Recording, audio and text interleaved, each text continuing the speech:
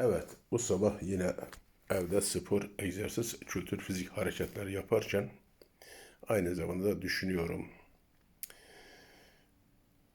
Bugün insanlarımıza hangi mesajı vereyim?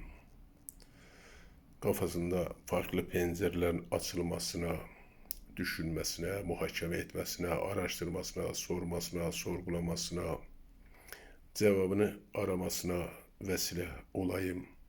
Doğru bildiği yanlışların farkına varmasına vesile olayım diye.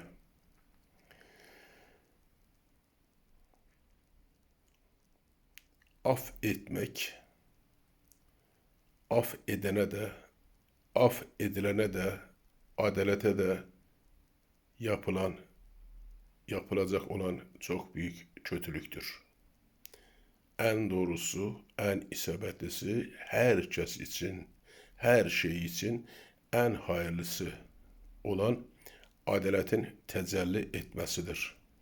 Adaletin tecelli etmesi de herkesin hak ettiğini almasıdır. Mükafatı hak edenin mükafatı, cezayı hak edenin cezayı almasıdır mükafat. Adalet.